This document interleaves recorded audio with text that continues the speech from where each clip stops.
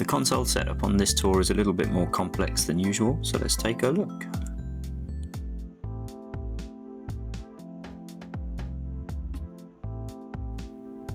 We have two front of house consoles, one for McFly on the right hand side, which has Fourier, and one for Busted on the left hand side, which has some wave stuff going on.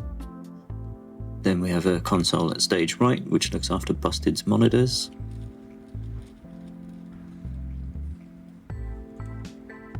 And my desk at stage left, which I mix McFly on.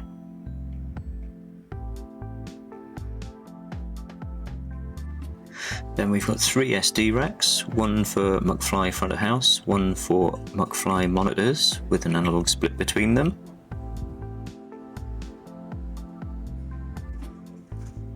And a third SD rack, which is for Busted. Busted front of house and monitors share this rack.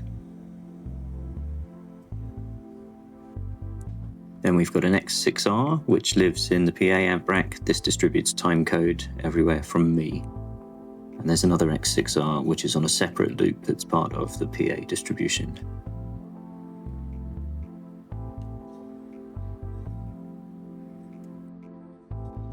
And all these things are connected together with optical fiber cable with these military spec HMA connectors.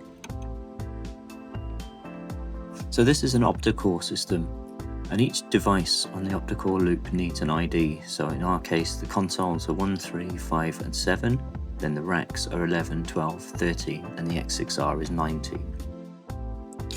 The fiber cables then get wired between all of the devices to form a closed loop.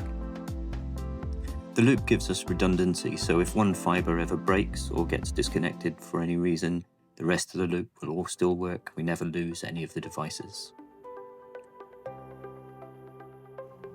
So first let's set the Opto IDs up on the consoles, mine being number 3. We do this in the Network tab, and Opto ID. So we can have 5 consoles and 5 redundant engines on an Optocore loop. The main consoles use the odd numbers 1, 3, 5, 7 and 9, and the redundant engines use the even numbers 2, 4, 6, 8, 10. We are only on single engine consoles and we don't have any mirrored backups, so we're just using the even numbers 1, 3, 5 and 7 for our 4 consoles. So once we've set up all the IDs on the network, we can go into Audio I/O and conform all the ports. And this page shows me everything that's connected to my desk. So the Optocore stuff and the MADI stuff, and I've got a Dante card as well. We can see in my rack, which is the one that's called Me, that green circle next to it. That green circle shows me that I'm in full control of this rack. I have control of all the inputs and all the outputs. For the McFly front of house rack, we can see that there's a grey circle, which means I'm isolated from that rack. I don't have any control of the gain, I can't see the gain information, I can't access any of the outputs.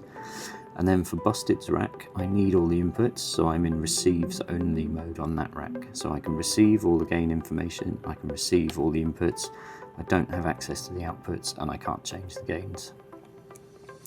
We set these up, this sharing stuff down here, so we can see that I'm in receives only on that rack.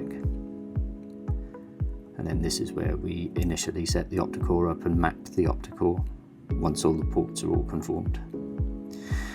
And then we use some consend and receives between the consoles. So this is 24 channels of audio that I can send out onto the network if I want to. I'm not sending anything, but I could. And then I can receive 24 channels from each of the other consoles.